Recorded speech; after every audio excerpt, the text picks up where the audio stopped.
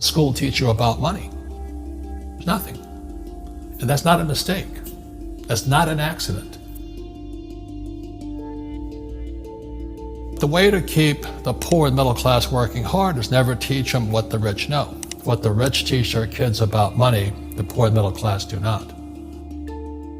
If you read Rich Dad, Poor Dad, Rich Dad's lesson number 1, the rich don't work for money. Don't you touch that stuff.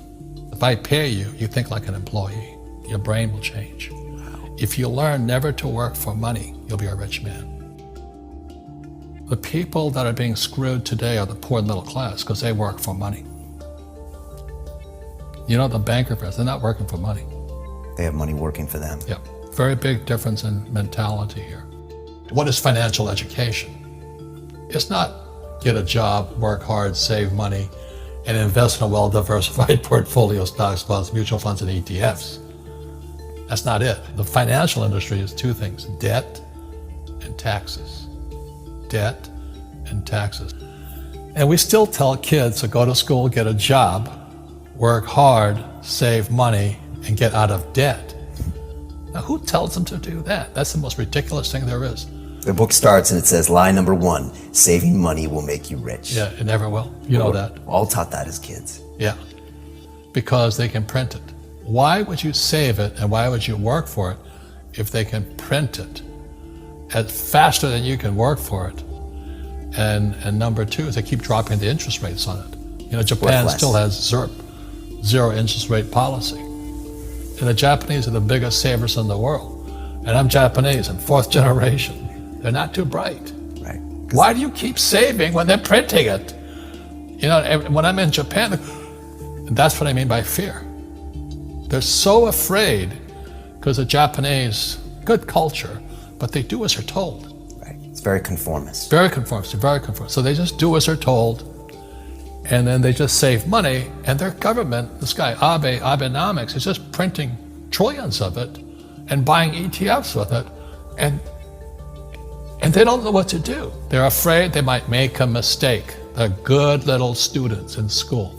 Go to school, get a job, don't make mistakes. So what happens to the average person in a financial crash, they don't know what to do. And right now, as you know, for the middle class of the world, we're in a crash. You know, the purchasing power of the yen, the euro, the rupiah, all going down. And people are working harder and harder and harder, and the central banks of the world are printing more money.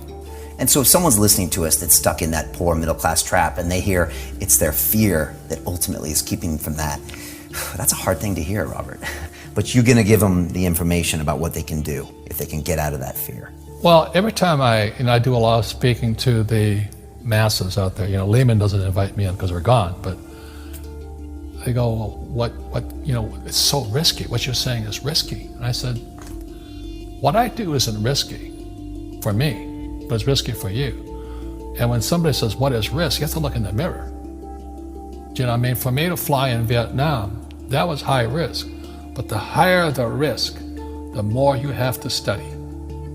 You know that, I know that.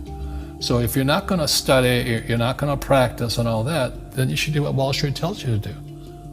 Buy 401ks, mutual funds, ETFs and all that. But that's where they're fake assets, because they only make Wall Street or the City of London rich. Just watch where the cash is flowing. Follow the money. The reason the rich don't work for money is number 1 expense is tax. See, there's 3 kinds of income: earned, portfolio, passive. So earned income is if I get a job, that's earned income. If I'm a doctor or a programmer, that's earned income because I'm working for it. If I buy, let's say, Apple for $10 and I sell it for $20, that's portfolio income, capital gains. Yeah. But passive income, which is cash flow, is never taxed. So it's not, and so these guys are screaming right now in America, tax the rich. I said, good luck. Because most of the guys complaining, they don't know there's 3 kinds of income. And the rich don't have jobs anyway. They have assets. And so the average schmo out there, poor guy, you know, sent the kid to school, they don't learn this. So that's why in Fake, as you were talking about it, there's a newspaper article about Jared Kushner. And he explains how the Trumps and the Kushners don't pay taxes and make millions of dollars. And the reporter couldn't understand him because they're not, our schools will never teach you that 3 types of income. And they judged him and say they're wrong and it's cheating. And we see that over and over again. Amazon not paying taxes. What do you say to people when they come up to you and say, Robert, it's not fair. It's not fair they're not paying taxes. Well, there's always 3 sides to a coin, you know, heads, tails, and the edge. You know, so which side of the coin are you on? From my side, it's fair. But this is the difference. Everybody can do the same thing I do because the tax laws are for everybody. You know, we don't say, well, the tax laws are only for the rich. No, the tax laws are for everybody to use if you have the right financial education. And the reason I'm an advocate of financial education, without that education, you'll have to pay taxes.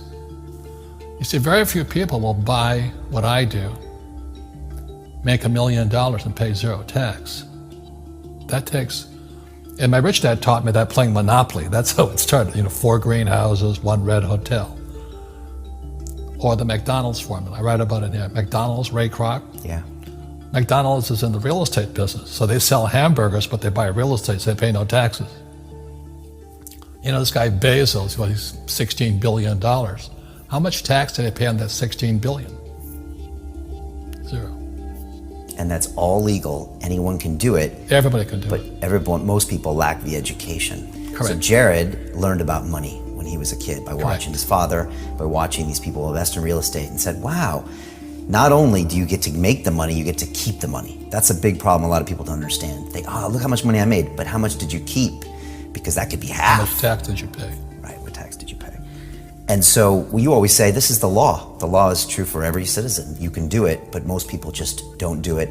Sometimes, like you said, they don't have the education, because you need to have a plan if you're gonna go do risky things. Well, it's not risky. I mean, to me, what's risky is having a job and paying taxes. Yeah. And saving money because they're printing it. You know, that's the worst thing of all. And that's why there's fake money, fake teachers. The teachers will never, they don't know it. Right. And fake assets, because Wall Street or the City of London or Lehman Brothers or Goldman and all, they're not going to tell you this. Yeah. How are there billionaire bankers today? Aren't they supposed to be watching your money, you know? You said in here also, the greatest asset you have is your mind. What does that mean? If you really want to be rich, take a class on real estate. Once you understand real estate is based on debt, learn how to use debt as money. So that once you learn how to use debt as money, you can never say, I can't afford it. You see, because the banks will give you, so the banks, after the crash of 2008, the banks gave me $300 million tax-free to buy real estate that the idiots had lost. I hate this, and they were idiots because the prices were so high. Why would you buy it at the top of a market? Don't you know that's going to crash? They, no. This is, that was the subprime, was the derivatives market, the MBSs and all that stuff. Had driven the price of real estate so high, and the rest of us were just waiting. And then when the whole thing came crashing down, all this real estate was now available. And they needed, the Fed and those guys in the Treasury needed guys like us to go in there. So Wall Street gave us hundreds of millions of dollars to mop up all that real estate these guys had lost. Now, it's fair because everybody could do it. Right.